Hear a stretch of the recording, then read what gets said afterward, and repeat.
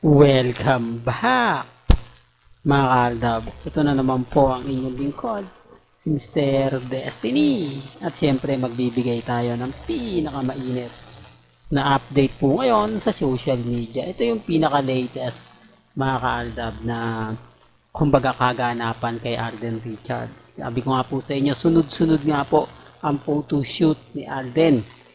At marami nga po itong ganap at sobrang busy nga po na umaayon po talaga sa mga sinasabi nga po ng mga mamis, mga titas, mga senyor. O ba? Kaya nga po nung interview niya kay Boy Abunda, marami hindi pa rin nakapanood, no? Kasi nung pinost natin, wala daw pong tanong ganon si Boy Abunda, na keso gumagawa lang daw po ako ng issue dahil kumbaga bitter daw po ako kay Catherine at kay Alden. Kahit wala daw interview, ako daw po yung nangunguna. Remind ko lang po, nung pinakita ko po yung video, di po ba klaro? Tinanong ni Boy Abunda kung nanliligaw ba o kung nililigawan niya nga po ba si Catherine Bernardo. Hindi po ba maraming pasikot-sikot o paligoy-ligoy si Alden Richards na hindi niya direct to the point na sinabi? Tapos yung tinanong na kumbaga pinakilala ka na ng formal ni Catherine Bernardo sa magulang niya o sa mami niya, hindi po ba sinabi ng mami niya na ganito?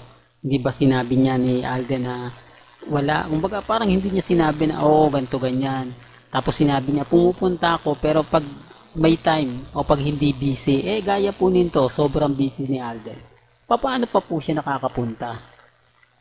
Paano pa po niya mabibisita kung dito pa lang makikita nyo na sobrang busy nga po si Alden Richards, na kung dito pa lang mararamdaman nyo na parang may mali, parang hindi naman talaga totally pumupunta si Catherine sa pamilya ni Catherine Bernardo.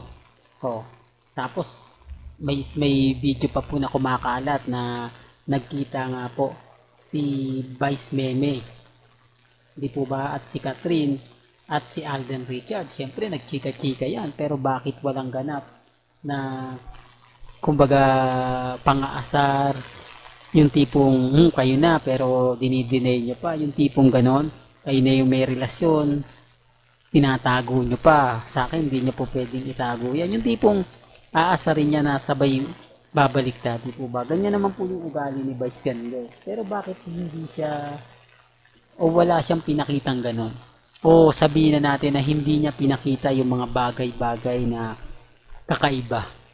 Di po ba? Kaya sabi ko sa inyo, ako dito po sa channel ni Mr. Destiny, malaya po tayong magbigay, malaya po kayong kumbaga mag-react, magkomento ng mga bagay-bagay po. Sabi ko nga po sa inyo, dito po sa channel ni Mr. Destiny, lahat ng mga update, pabor man o hindi, malalaman at malalaman po ninyo. Yan ang kagandahan nyo, lalo na nga po kapag lagi po kayo nakatutok kay Mr. Destiny. Hindi, sinasabi ko lang po ito para lang klaro, lalo na nga po sa mga taong bumibisita sa channel ni Mr. Destiny.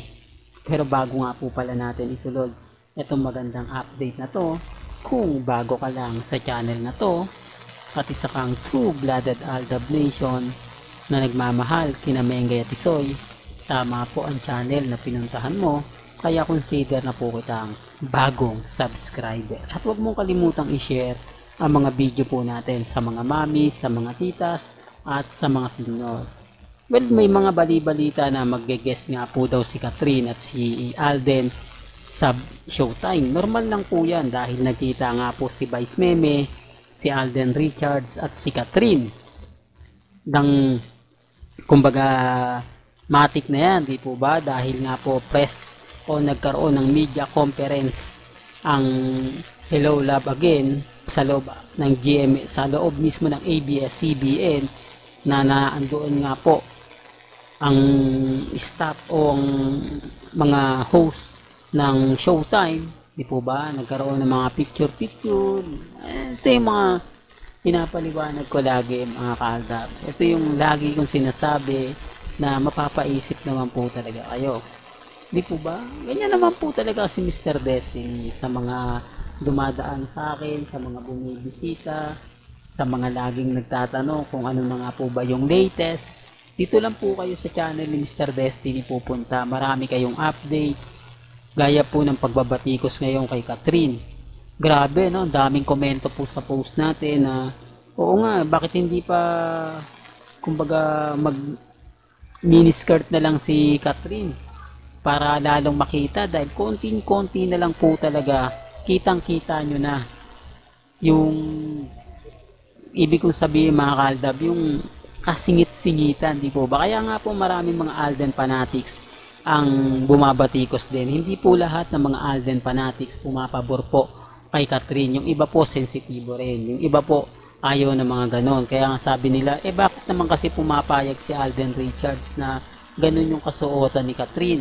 Kahit pa paano sana pinagbabawalan niya na pag nakita yan ni Daddy Bay, di po ba nila Lola Linda, syempre mag-iiba yung senaryo na yon, mag-iiba yung kwento, mag-iiba yung mga kaganapan, di po ba? Tama naman po kasi alam mo nyo naman po sensitive ang pamilya ni Alden Richards, di po ba? Laking probinsya yan at alam nyo naman po pagkalaki kang probinsya talagang yung kasuotan mo hindi siya masasabi natin na talagang kailangang super sexy, di po ba? Kaya ang sabi sa inyo, si ano, sample na lang po.